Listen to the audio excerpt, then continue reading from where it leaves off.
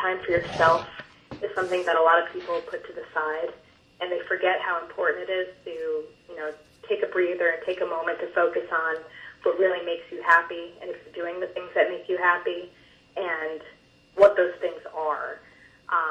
People get so caught up with work and their career, but they don't really take a moment to stop and breathe and enjoy life a little bit. I mean, we're only on this planet for so long. You might as well, while having a career is really important, at the same time, you have to give time to your family and yourself.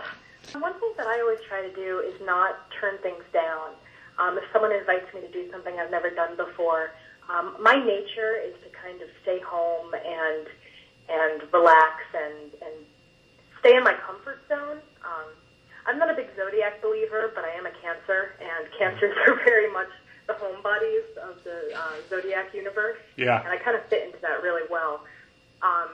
So sometimes I have to just say yes to things because I learn a lot about myself and learn about things that I might not have otherwise discovered. Mm-hmm. I was not a very athletic kid, but in recent years I've discovered I really enjoy rock climbing. I really like playing volleyball and dodgeball.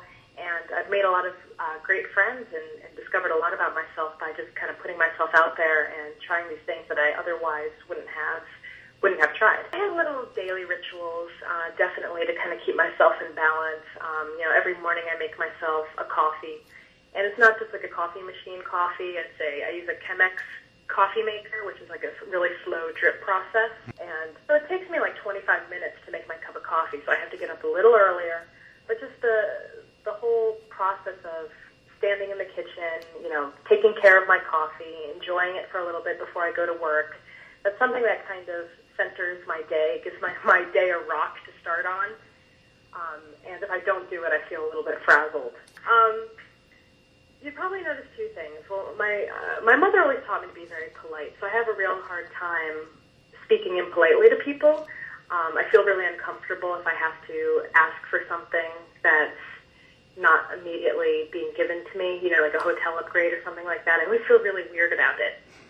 So I don't usually do that, but at the same time, if I'm wronged in some way, I definitely stand up for myself and make that very apparent that I'm not going to, take their crap.